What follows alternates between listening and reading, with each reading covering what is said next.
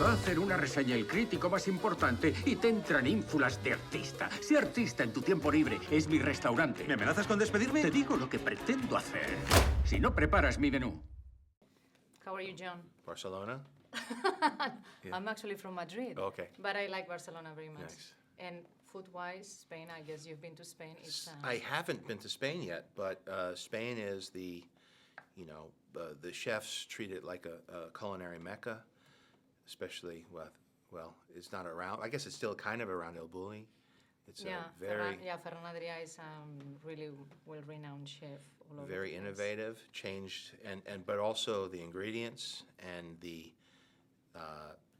there's a lot of history and tradition, but there's also a lot of innovation. So a very adventurous chef community there. Mm-hmm. So I have a lot of respect for Spain and that I've inherited from the chefs that I've worked with, who see it as a rite of passage to go through Spain and be part of that. You will love it. Yes. I guarantee it. Do you think, you were mentioning now the tradition culinary-wise in Spain, do you think the U.S. is lacking a little bit of that? It's kind of coming these days? Or? I think it's coming of age. I think the States are adolescents, because we went from a culture where it was all about speed and mass production, and people eat in their cars and they don't spend time thinking about what they're eating, or they're busy working so much that they come home and get a TV dinner or they order from a restaurant. And what's starting to happen now is people are starting to pay attention to the ingredients.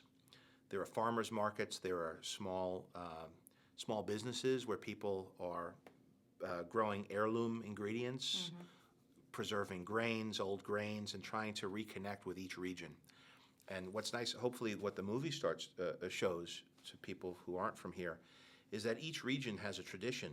And you could look at America as one big highway and a bunch of McDonald's, or you could, if you go off the highway, you see that Central Texas has traditions in music and in food that is informed by the people who settled there and by all the different cultures coming from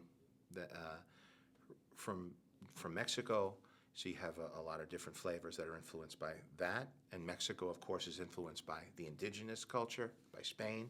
You have, New Orleans, very influenced by Spain and by France and by the South and by Africa. And so, they talk about America as a melting pot. If you look at the music and if you look at the food, you could be almost an archaeologist and see how each generation has changed it. And then there are chefs in each area that are trying to really honor those traditions. And there's a mindfulness about food that's developing that I think has been around in Europe for a very long time. So if you could choose a dish to make world peace, what would you choose? And please, since I don't eat meat, don't make me angry. So choose something. I can't say paella, huh? Oh, paella, you can. It's a seafood. It could be seafood. Seafood, but the sausage usually, right? No. They don't use sausage. Not traditionally. No. They use either chicken. Yes. Or rabbit, which I don't know. Right. Or shellfish. Seafood. A lot of shellfish. That's my favorite one. Yes, my wife loves paella, and also like the Roy Choi, who's the chef that I work with. He's Korean. But also grew up in Los Angeles, has a lot of Mexican influence. But he does fried rice very much like a paella, where you get the best part of the paella, right, is the burnt rice at the bottom. Yeah. So I think that the food that mixes all different types of things, or gumbo is the same way, where you have different flavors, all and different cultures all coming together, but it works in harmony together. And a good chef knows how to create harmony with a variety of different regions. So paella would be like the world peace I think dish paella of choice. Oh yeah, I think I'll say that because you're from Spain, so I'll say paella. So I'm smart.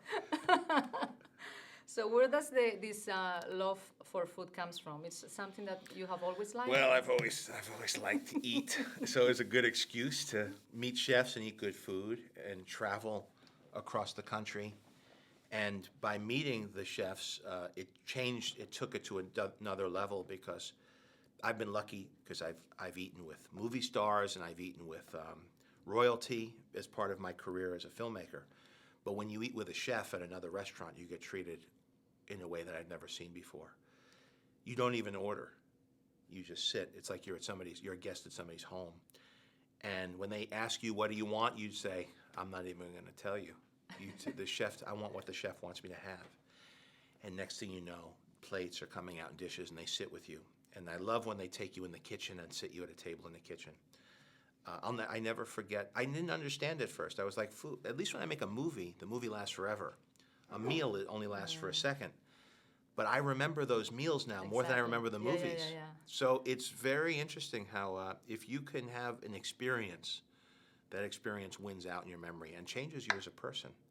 And so I think it's so nice in the movie that he takes his son and eats food with him, because through smells and through tastes, even the smell of a city, you'll always remember that. And when the people are long gone, if I cook a dish my grandmother made, cook her meatballs or her sauce or pasta, I smell those things and I remember her. So it's a very strange thing. As you get older, you start to appreciate these things more. Yeah, you do. I completely agree with you. I have these smells from my grandmother's dishes since I was like a little kid.